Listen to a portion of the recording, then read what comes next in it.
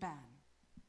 All right, welcome back, ladies and gentlemen, boys and girls. Here we are, game number 3, Tuho versus Rocket Scientists here for the SkinCoin WCA tournament.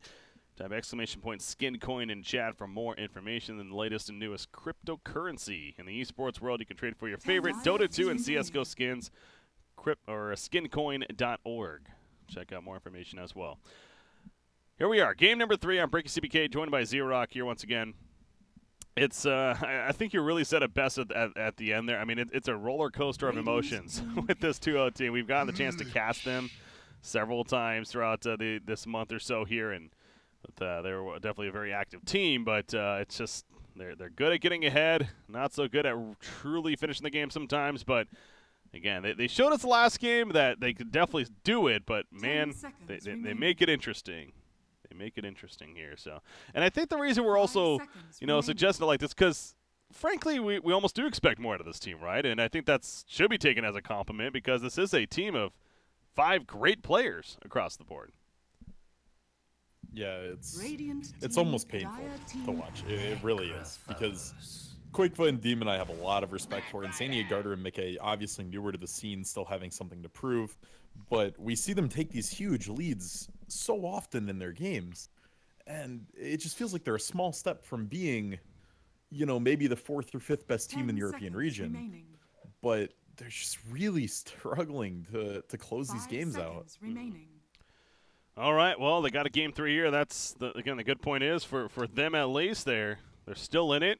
And they have a chance to still advance on here in these European region initial qualifiers. But Rocket Scientists, they've proven that they're definitely a team to reckon with as well and have looked good at points. And they also get their Bat Rider once again. And we were talking about that in the previous game and really this whole series so far.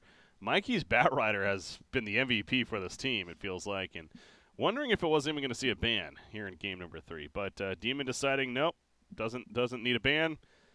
The ban Ancient Apparition on the side of Rocket Scientists, so that's already a little bit different. But they do end up with Necrophos. I'm shocked this Bat Rider got through again, honestly. I don't feel like this Lich has necessarily been first pick meritable for Tuho. Like, it's done fine, sure. Sacrifice is very, very subtle and hard to quantify with how much of a lead it gives you in lanes. Stripping one of the enemy creeps away and giving yourself the XP is a huge swing in laning phase, which could contribute to them winning lanes so hard. But in actual team fights and performance, it's done very, very little to them. We saw how often he was using Chain Frost and they weren't really getting anything done. And to give up Necrobat seems just terrifying. It does. It does. Yeah, no, the lasso into a free Reaper Scythe kill is definitely a combo that you have to fear. Now, Nyx Assassin is pretty good against it. The idea with the spiked carapace especially coming into play, and mana burn's a nice tool to have. So the next second pick at least is a decent response here so far from Team Tuho. Yeah. But I'm wondering, it gives them a lot of flex options. We've seen what a Nyx can do to a Necro if he just sits middle and mana burns him, if this ends up being a 4-roll Nyx. But I'm almost wondering it'll more than likely look to go to the offlane. We'll have to see, though, going forward. Nature's Prophet also slipped the ban phase here and the first round of picks, so we'll see if Rocket Scientist looks to ban that out in the next phase. Yeah, that's one that Qualifier definitely played very well last game. So it's, I'm sure, on the mind at least of Rocket Scientists. Nyx Assassin could easily play that for in the hands of Insania here. Team ban. They ban Pugna for now instead. Pugna, another pretty good hero. Against this, that another ward is something that we've been seeing Pugna games here and there, and I've never been like the biggest fan of this hero, but I've kind of grown on it a little bit, and the ward's kind of been one of those specific things, because again, it's one of those as a spectator, it's maybe hard to appreciate sometimes, but it's constantly zapping people in fights, as long as it's placed initially in a decent position, and no doubt dealing plenty of damage, preventing that regen from kicking in effectively. It's actually a pretty fun tool, pretty nice tool, effective one even, but is banned here by Rocket Scientist. So Tuho's already 30 seconds of reserve time, man. I mean, they're already dipping deep here. Radiant team ban. To ban a Kunkka. We end up with the Kunkka ban. Dire team ban. Saw that ban last time in the game number 2 there.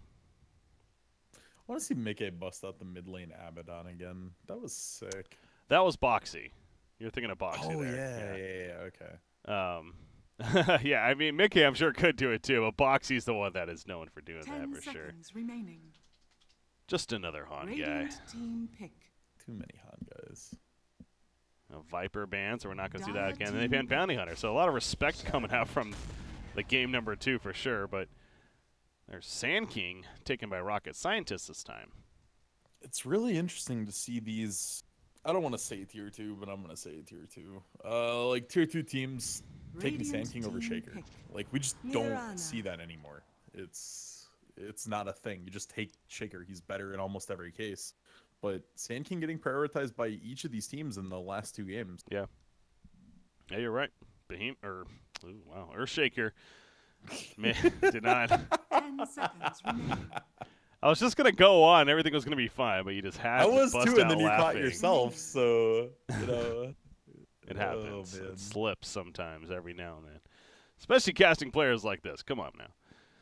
Anyway, so they go Mirana here, but yeah, you're right on the Earthshaker again. Last game he wasn't even banned or picked, as we realized there at the very end. So, yeah, Sand King though specifically taking him over such an option does feel like it's not something teams are doing nowadays, at least with the current meta here. But both teams prioritizing it here. Mirana, the third pick though again from Tuho, so they're gonna have it now this time, and will probably once again be a mid Mirana.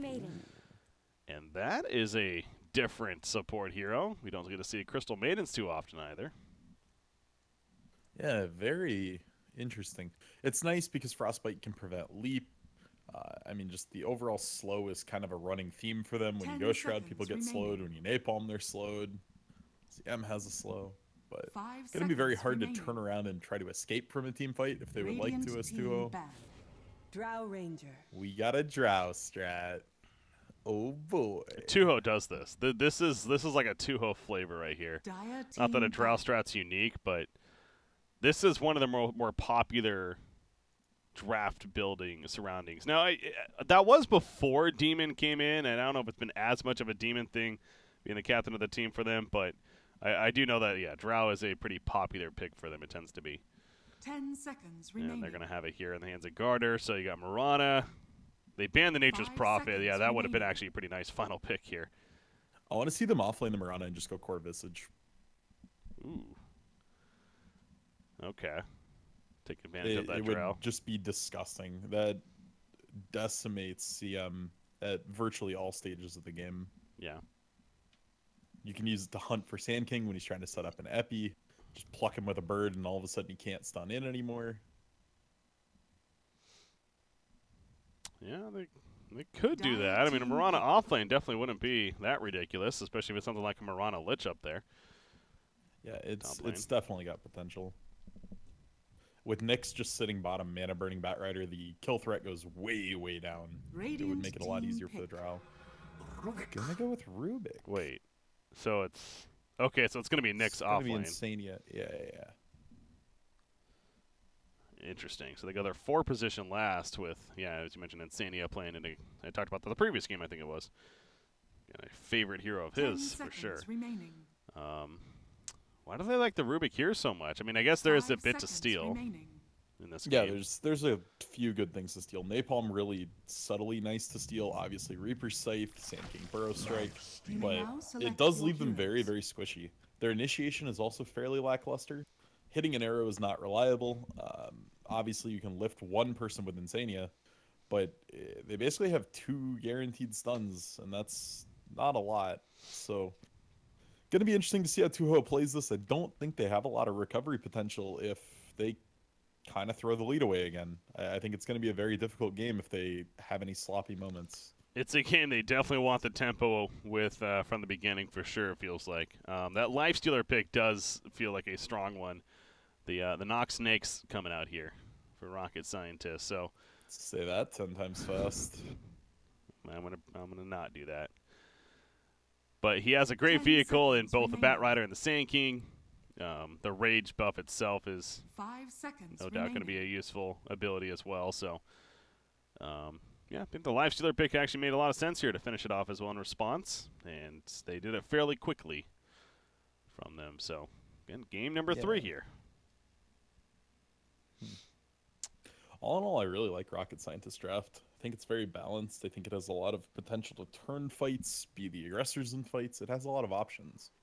Tuho is very much, we have to win lanes, we have to jam our buttons at your face, and we have to just kill buildings. Update, guys, by the way. So we mentioned we have 3 best-of-3s coming at you today. Now, again, this match was originally supposed to take place yesterday. It got postponed, though. Tuho was busy playing in another qualifier. Got postponed to earlier today to start, so that's why we started as early as we did. However, the CIS region match that was set to start actually about 30 minutes ago, they did just start it. So that series is, what is it, Effect versus Comanche there in the CIS quote-unquote finals to see who moves on to the actual main event portion of these qualifiers. And we'll be jumping into that one, of course, though, after this game. So it'll probably be, you know, either finishing with Game 1 or going into Game 2 will be the idea there. So just to clarify what's going on, though. But we figured it made sense to, of course, finish this series at the very least. Before I haven't had enough emotional trauma yet for the day. Got to finish this one out. It's been a ride, but it's also, again, been entertaining at points, and I think it's understandable. And we're sticking with it, but I'm going to have a pause here to kick it off, but looks like they are ready now. And get the go-ahead here to officially get things going. But yeah, that start to the draft of the Necro Bat Rider and the draft of Rocket Scientists. I was mentioning the first game, I think it was, for Team Tuho. It's just one of those all-around very sound drafts. And it feels like that for this Radiant side now. That is Rocket Scientists. The lane should all do pretty well. They should develop nicely into this game. And they even have the late game potential if it comes to it. Yeah, they only really need Bat or Sand King to do well. As long as either of them get a blink up by, say, 15 minutes, they're looking like they're in a really good position to take this game as long as they need to. Whether that's 20 minutes, 50 minutes, you know, whatever they need. So definitely hoping one of those two finds some traction, whether that's going to be Mikey getting a couple lane kills like he did in Game 1, or if that's going to be just ZrRock just having to go sit in the jungle and get there. But I really like what they did here with this draft. Why do you think Crystal Maiden died off as much as she did? Because there were points last season where she was like the top pick banned hero. Jungle XP got nerfed. Yeah. You can't just go... Well, it used to be if you just go Frostbite a big creep, you were level 2. So then all of a sudden you'd have Frostbite Aura or Frostbite and Arcane Aura both running at, you know, a minute into the game. You don't get that luxury anymore, and you don't have the time to kill 2 big creeps. Okay.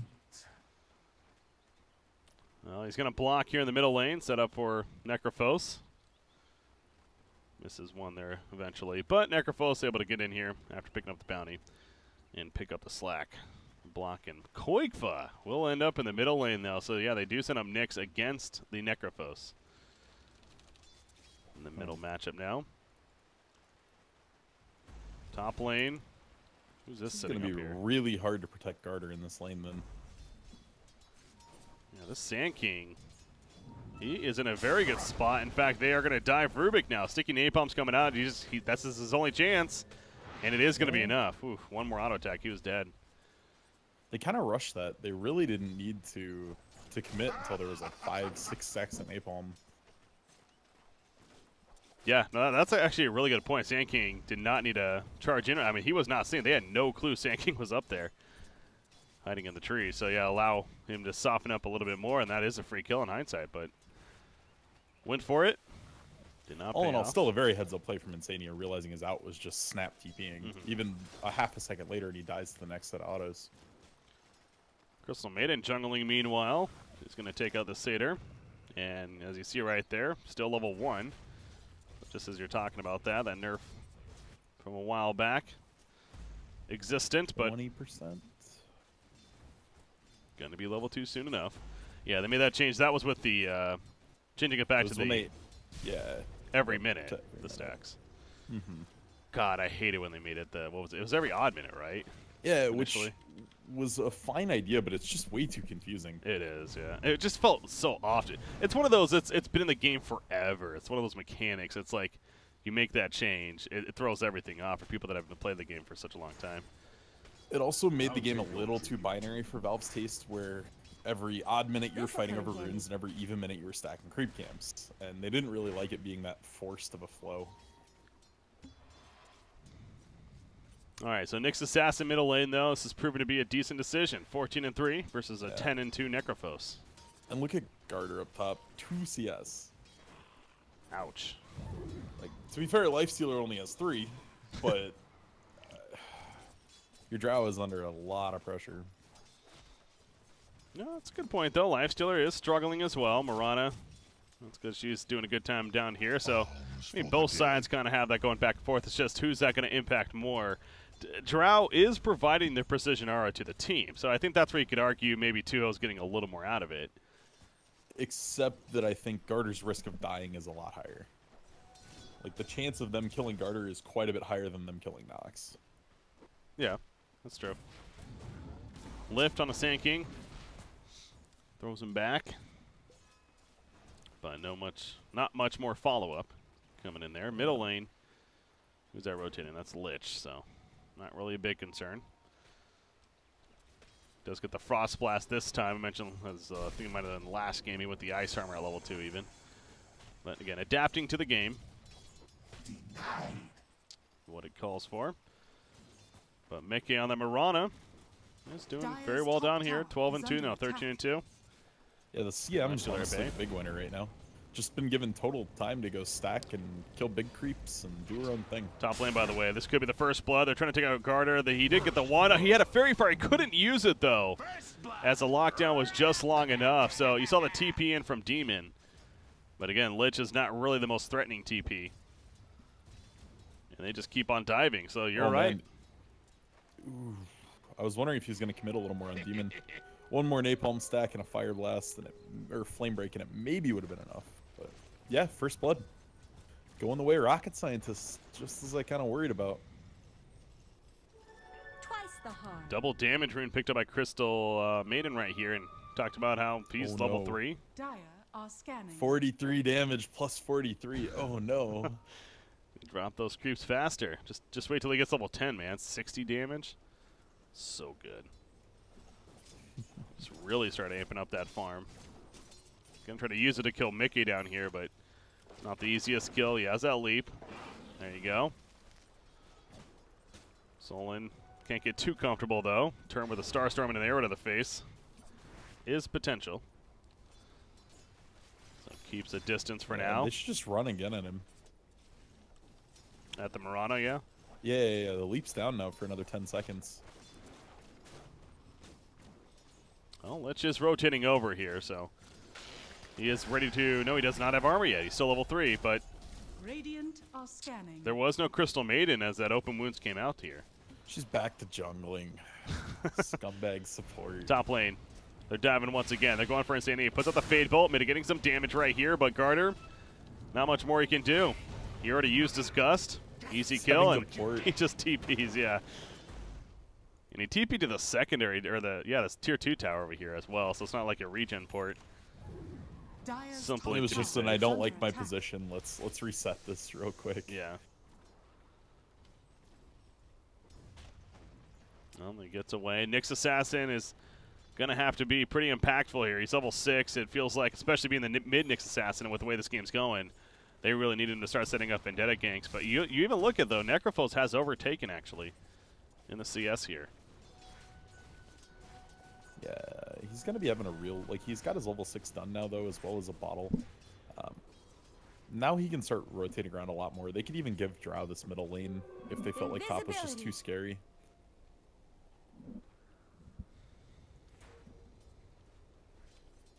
No bottle charges on him currently.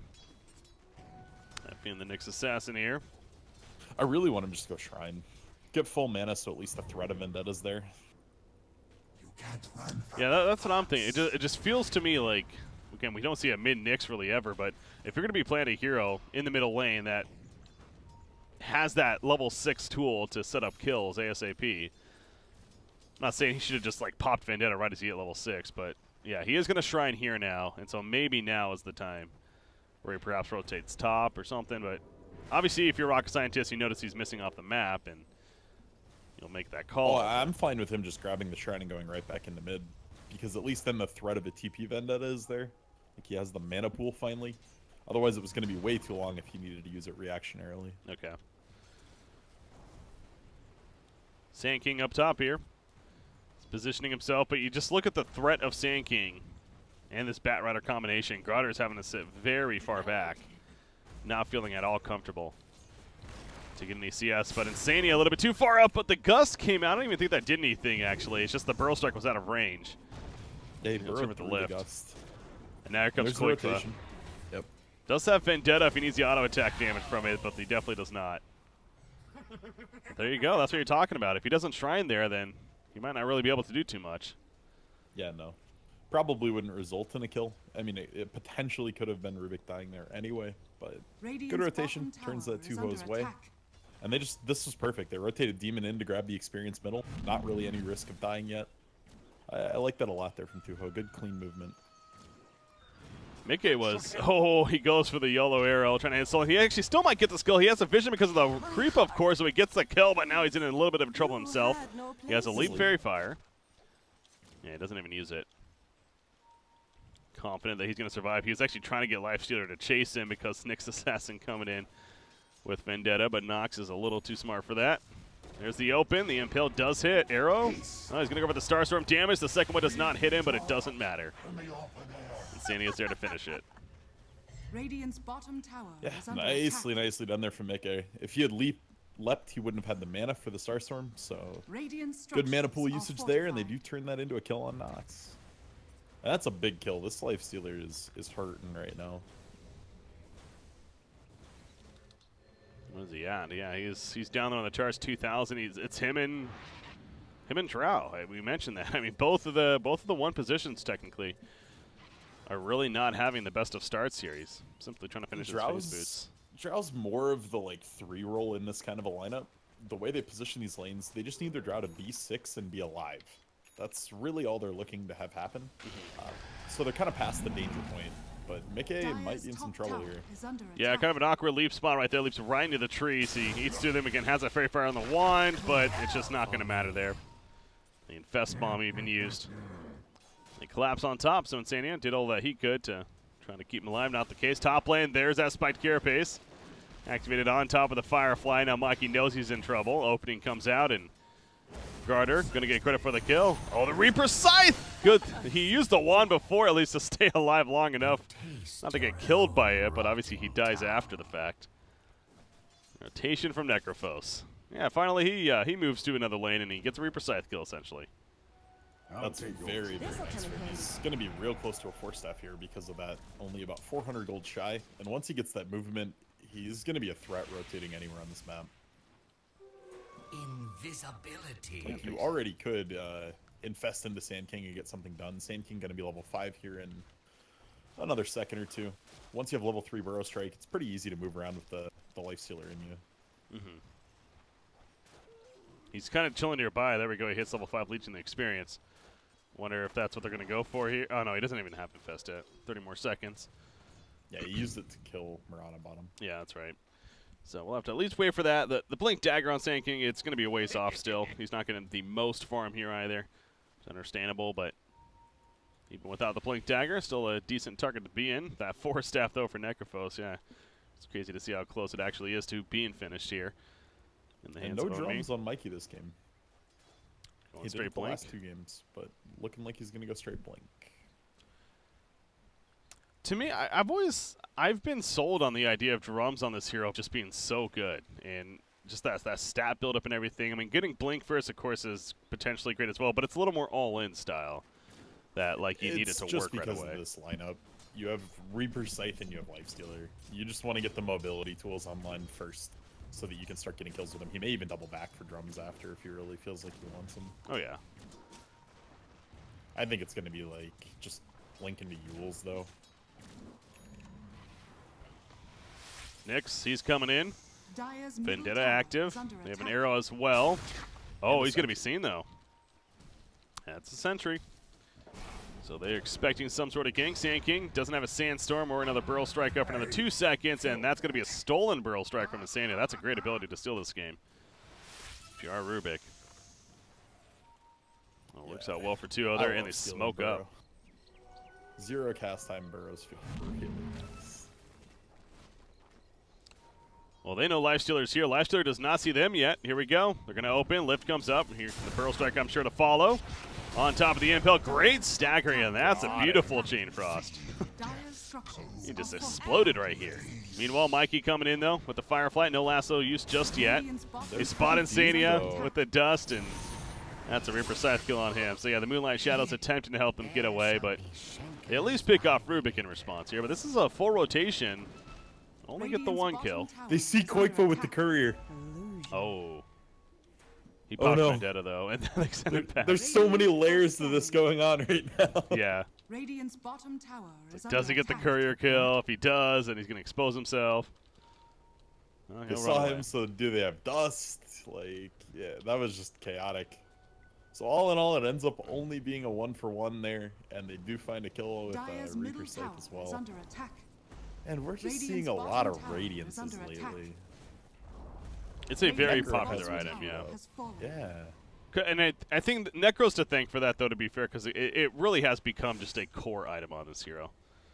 Really, every Necro game we see, it's just an item we are expecting to almost have him pick up. We even saw, were you catching that game with me with the Lifestealer getting the Radiance? I think it was Pycat that picked it up for Team Dire. I was not in that was not, yeah, that was somebody else, but he went the Radiance and he was just taking over the ancient creeps, like the Black Dragon and a... I definitely talked about that at one point when a Lifestealer was jumped into a Rock Golem. Yeah. He wasn't going Radiance in that game. It was fun to see. Middle lane, Insania. He's dead. That's a lasso initiation to make that happen. So they traded out though bot lane, so they do find a kill on Sand King. Oh, they did, yeah. Radiant structures are fortified. Is that Nyx opening, I'm guessing? Probably. Making use of that Vendetta. And again, this is a mid Nyx here, so... No, I think he just got spiked by an arrow, honestly. Oh, well. He died somehow. But going back to Nyx Assassin, he's kind of middle of the chart right now in net worth. He's not doing too bad, but again, being a mid Nyx for 2O's sake, almost... Really? This is bad. Really yeah. Now the Impel's done doing a lot of work, as well as a Chain Frost coming out. Reaper Scythe. That is going to be activated, so Nyx Assassin does fall to that. But Batrider dragged the Chain Frost over to the creep wave, essentially. And eventually made it end over there. But now Lich, he's going to be run down, put some armor up. He has no life to work with. The auto attack will finish him, and Necrophos, he's going to end this fight with full life and full mana. Just love seeing that always. Garter. Oh, he's kind of alive. Not really. Awkward. So yeah, all in all, that could have gone very well for Tuho. The Nyx got around there, scouted the gank out early, but preemptive Sentry Ward just destroyed any attempt at the fight there for Tuho. Nyx got jumped so quickly. Reaper Scythe slamming down on his face. And this kind of goes back to the discussion that we're having on 2O's lineup, that this is a tempo-based lineup. They're going to need to have a stronger laning phase into developing into the, the early mid game, as we're kind of at now. I think you can safely call it, and start pushing objectives. But really, they only have the one objective so far, and Mirana is the only one doing at least exceptionally well outside of her. And as I say this, she might be dead, unfortunately. So Caster's Curse kicking in, Mickey. I'm sorry. And now that's not even going too well. That'll be slowing down a little bit at least. Yeah, they really need to get something done here. The problem is they can't even really group as 5. The Batrider has his Blink Dagger done. The Force Staff on Necro means that the Force Reaper is always a threat. The team fight doesn't even look good from Tuho right now. Chain Frost is kind of their only saving grace, but without any consistent AoE stun, that's going to be really hard to find good value with. Got to give credit to Necrophos here. On me, he's had a hell of a momentum game himself. He eventually got rolling here in the middle lane, and he's just been moving around, man. Almost an 8,000 net worth lead. He actually chose to get the Hooded Defiance even next, so even bulking up a little bit more, the eventual pipe to come. But now he's going to be going that Radiance here. Yeah, I love I love the little pit stop for Hood here. I think protecting his streak is super important. So anything that might make him live in a situation he otherwise would have died in is just a ton of value right now. Yeah. You don't want to swing any big gold gains back to Tuho right now. You Radiant really want to are try to scanning. protect yourself from dying. I know that sounds very obvious, but swing gold when it's in a situation like this is huge. Obvious, but at the same time, we see plenty of Necro players that just go straight Radiance, you know, even after just power treads, or maybe at least get something like the Veil or the Force Staff first, but I think there is merit to it for sure. And you got to give credit where credit's due for him there. By the way, this is they have a Satyr Perch creep here. There is a Helm of the Dominator on Lich. I was looking around for it, who had that item. So Lich decides to pick it up. And middle lane, that's a kill on Nyx Assassin, most likely. The lasso in. He does have a spiked carapace, but the Reaper Scythe comes out, and that's execution at its finest right there from the Radiant side. The Chain Frost bouncing around on the backlines. It's still going, actually. It's going to keep going a little bit longer, doing some hero damage, but Rubik goes down. There's a turn kill with the Reaper's Scythe. Yeah, it's stolen by Rubik. I don't know if he got the kill with it, but they end up turning it in the end, so a 2 for 2 so far, and it could get better. Mikey, he's in trouble now. Going to be run down. Those Frost Arrows chaining him long enough to keep him close enough there. Nox, he gets away. But yeah, stealing the Reaper's Scythe, and it didn't actually get the kill, but it definitely helped make it happen. Oh, man. That team fight looks so bad for Tuho with Nyx getting picked cleanly at the start of it. But honestly, Garter picked up 2 kills there. All of a sudden, he's now sitting okay on the net worth. Oh, man. That's a huge boon for them and giving them some momentum back and feeling a little better about their lineup right now. I do like seeing this, by the way, and I want to say we saw it in the series yesterday even, but Helm of the Dominator on Lich especially for this purpose right here. He could stack the Ogre Frost Mage armor with his own. So essentially a level 4 armor, he can be putting 17 armor on people. Just absurd when you think about it. I like the Satyr creep, though. That Satyr creep is amazing. The Purger. Oh, yeah. It's so infuriating to play against. It's very, very weak, but yeah, no, the Purge effect itself is obviously great. No, it's not that weak, because Dom sets its HP to 1500. Oh, I guess it does. Oh, yeah, so Helm of the Dominator doesn't matter. Yeah, it just becomes like this obnoxious thing that runs at your face and slows you to a crawl. Yeah, no, Purge is it's definitely a great one to have. It's just one of those cases, so it's like there's so many options. You can only have one at a time, of course, so. Yeah, for sure. Which one do you go with? Mikey, meanwhile, he finds a kill. Where was that? Top lane. That's an Infest Bomb. Lifestealer chose to get the Hand of Midas first, by the way. Don't want to talk about it. What is your opinion on that, ZrRock?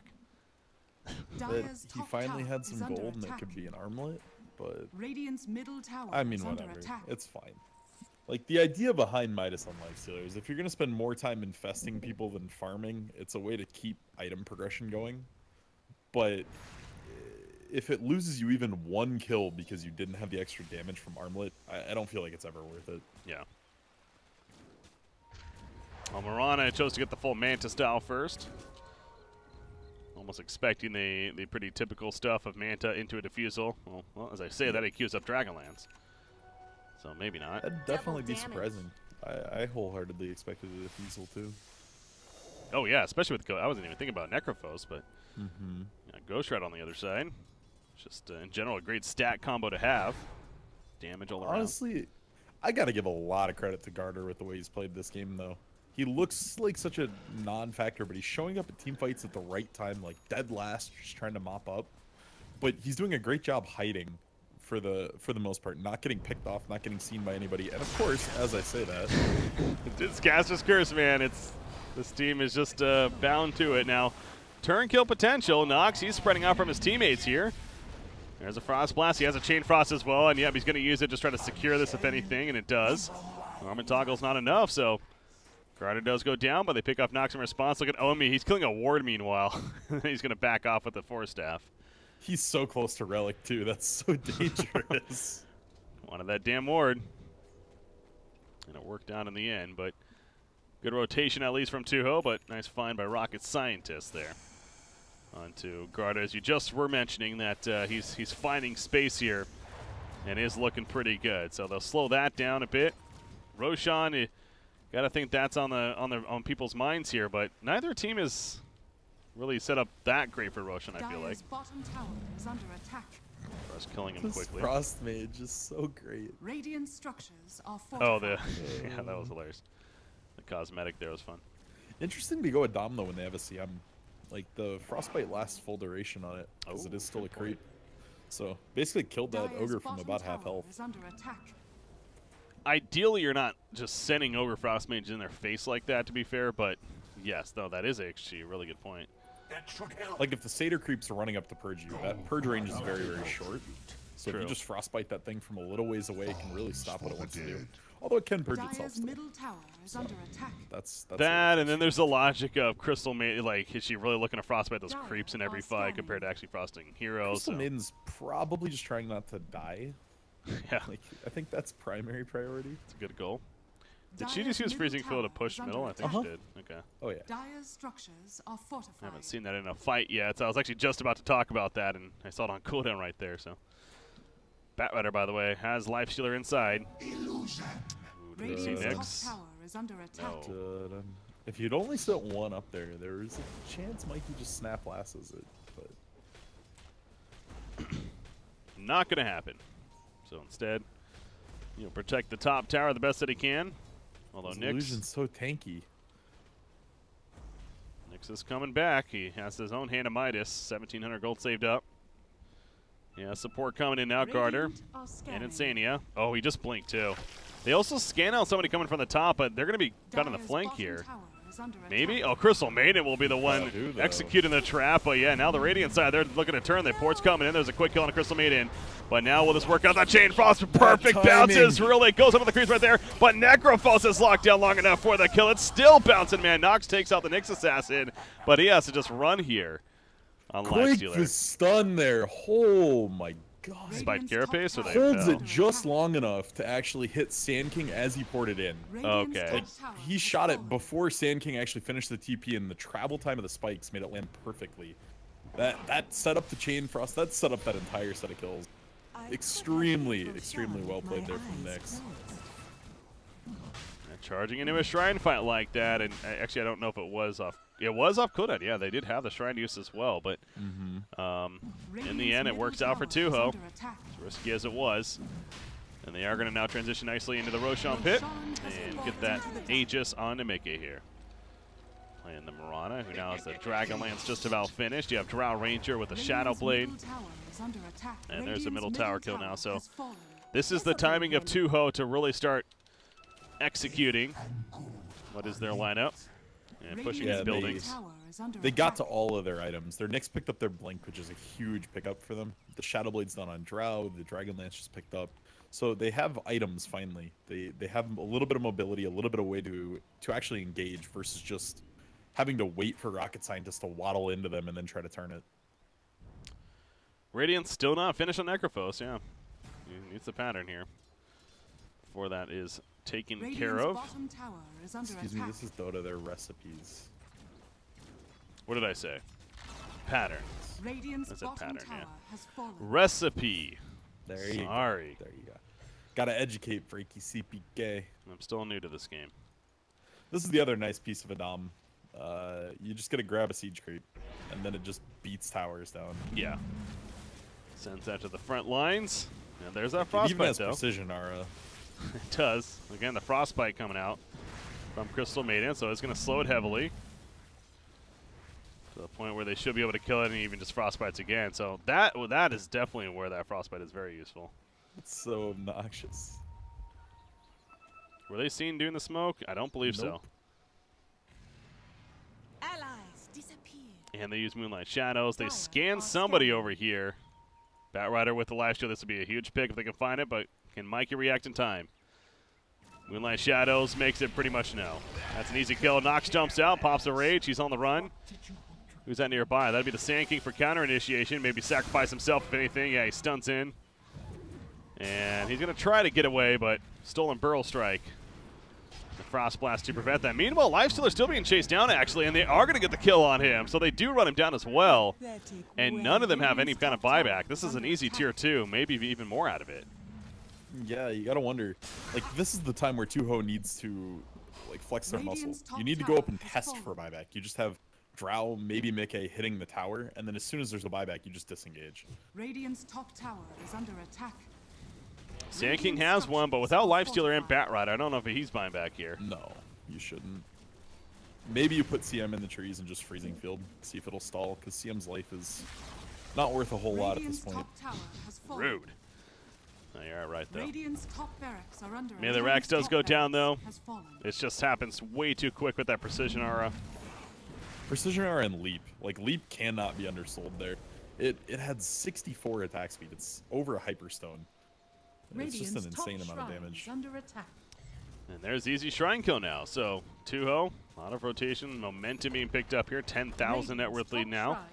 You just see that big dip here in the net graph, but if this series alone has told us anything, you can never be too confident here if you're Team Tuho. Like, the Mirana just picked up the Dragon Lance at the end of the last fight. Already almost has the Fusel.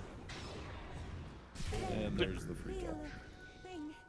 Demon even snipes it out, and he actually has a 4-staff coming himself, so this Lich is getting some decent farm even for the team. Richest he's been all series. Oh, yeah. Yeah, everyone just has so much gold from all these objectives. Insania is actually closing in on an Ags on Rubik already. Oh my gosh, does he have a blank? He does, yeah, jeez. Radiant's middle tower is under attack. Is there something that he could, God, if he steals like the lasso here. Reaper Sight? AoE lasso, or Reaper Scythe itself, you're right actually. That would be really huge now with the You Ags. get so many uses out of Reapers with an Ags. It's, yeah, it's terrifying. Radiant's middle tower has fallen. Even Crystal Field wouldn't be bad to have. So yeah, just definitely a solid Rubik game, or Freezing Field, excuse me. Freezing Field with an Ags is such a derpy like Ags effect. If they stand in it too long, they get frostbite. Nox, he's fine. It's fine. Good rage TP from him, but yeah, I know it's one of those. You need to have also like a BKB and Shadow Blade and Blink. I mean, you need to have really a lot of farm on Crystal Maiden for that to actually be useful, it feels like. But or you need to be Puppy with the right position in trees. I mean, Puppy had a whole run where he was out damaging his entire team with just Freezing Field, without Blink, BKB, anything. He was just hiding in trees in like perfect spots.